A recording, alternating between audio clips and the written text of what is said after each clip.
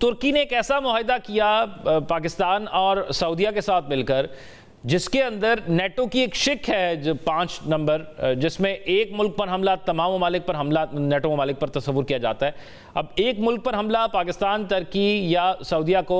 ایک دوسرے پر یعنی تینوں ممالک اپنے اوپر حملہ تصور کریں گے. سو کیوں ضرورت محسوس ہوئی یہ ترکی کو؟ اس کی کیا ٹائمنگ امپورٹنٹ ہے؟ کیا خطے کی صورتحال کی وجہ سے اس کی امپورٹنس زیادہ بڑھ گئی؟ کیوں ضرورت ہوئی؟ آلریڈی وہ نیٹو کا ممبر ہے ٹرکی، تو پھر ایک اور معاہدے کی ضرورت کیوں پڑی؟ سب سے پہلے میں شکریہ ادا کرنا چاہتا ہوں. یہ تو ایک بہت اہم مسئلہ ہے، اور اس سوال کے جواب میں کہ ترکیہ ناٹو کی تو ممبر سٹیٹ ہے، تو کوئی اور ناٹو جیسا ایک اس کو اسلامی ناٹو بھی کہا جاتا ہے، کیا ضرورت تھا؟ یہ تو ترکی کی جو ممبرشپ ہے ناٹو کے، اس کے خلاف نہیں، کیونکہ ناٹو ایک باشمول ایک الائنس ہے، اور ترکی اس میں تقریباً 1953 سے اس طرف اس کی ممبر ہے، اور اس کی ایک اہم ممبر بھی ہے. لیکن یہی نیا صورتحال جو ریجن میں پیش آیا ہے، اسی کے سلسلے میں ترکیہ، پاکستان اور سعودی عرب ایک نیا الائنس بنایا ہے. اور یہ کوئی جیسا کہ ہمارا صدر جو ہے رجب طیب ایردوغان بتایا، یہ ناٹو کے خلاف نہیں، اور اس کی ایک مکمل کمپلیمنٹ، اس کو کمپلیٹ کرنے والا شاید ایک الائنس ہے. اور اس کی وجہ یہ ہے کہ یہی صورتحال پاکستان کے لیے بھی ہے اور سعودی عرب کے لیے بھی ہے، کیونکہ سعودی عرب اور پاکستان کی مثلاً اپنے تعلقات ہے یونائٹڈ اسٹیٹ کے ساتھ اور یورپین کنٹریز کے ساتھ. ان کی جو پہلے جو معاہدہ وغیرہ ہے اس کے خلاف نہیں، بلکہ یہ تینوں ملکوں کے درمیان ایک ڈیفینسو، اس کی دہرانا چاہتا ہوں، ایک ڈیفینسو الائنس ہے، لیکن ناٹو کی طرح ایک باقاعدہ الائنس نہیں، کیونکہ ناٹو تو ایک بہت مضبوط الائنس ہے. اس کے ایک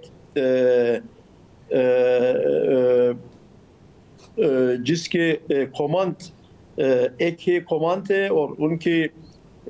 پولیٹیکل اسپیکٹس بھی ہے، اس کے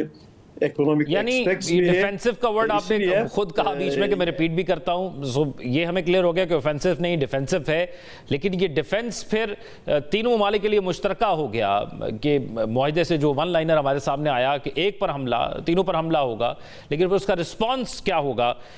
اب معاملہ یہ ہے کہ اس ریجن کے اندر ترکیہ موجود ہے، ترکیہ یورپ میں بھی موجود ہے اور مڈل ایسٹ کے اندر بھی موجود ہے.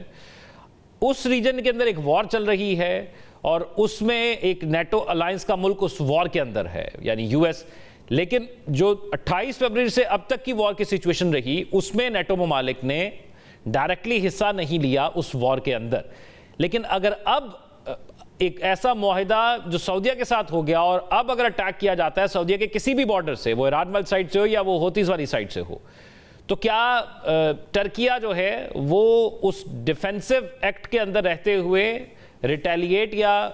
سعودیہ کے ساتھ مل کر کوئی جواب دے گا؟ یہی جو معاہدے ہے اور ایگریمنٹ جو ہے، جیسا میں بتایا، ایک ڈیفینسو اور ڈیٹرنس، کولیکٹیو ڈیٹرنس کے لیے ہے. میرے خیال میں یہ کوئی ملک کے خلاف، جیسا جو آفیشیل لوگوں تینوں طرف سے بتا رہے ہیں کہ کوئی ملک کے خلاف نہیں، بلکہ یہ خطہ میں ایک بیلنس بنانے کے لیے یہ بنایا جاتا، کیونکہ یہ ساری دنیا کا پتہ چل گیا کہ یونائٹڈ اسٹیٹس جو مڈل ایسٹ میں ان کی وہ معاہدے کرنے والا ملکوں کو حمایت کرنے میں ناکام ہو گیا ہے، اور شاید یونائٹڈ اسٹیٹس یہ اس کے لیے کوشاں ہے کہ اسی خطے سے وہ چلے جائیں، کیونکہ وہ چائنا کے ساتھ یا روس کے ساتھ ان کے شاید کچھ اور چیزیں ہیں، اسی لیے مڈل ایسٹ سے وہ جانا چاہتا، اور ان کے لیے بھی یہ اچھا ہے کہ ایک بیلنس اسی خطہ میں بنایا جائے۔ اسی لیے میرا خیال میں پہلی تو ہم اسی جنگ میں یہ دکھا،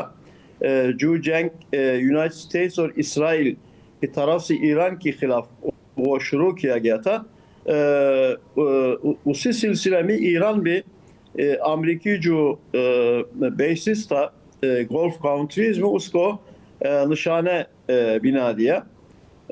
اور اس میں سعودی عرب بھی تھا۔ لیکن ابھی ایک اور صورتحال ہے سعودی عربستان کے کنیکشن میں، ایک تو حوثی کے وہ تھریٹ سے، اور دوسرا طرف سے ہشت شعبی جس کو کہا جاتا عراق کے اندر جو ملٹری وہ ملیشیاز ہے عراق کے اندر، اس کی طرف سے ان کی طرف تھریٹ سے،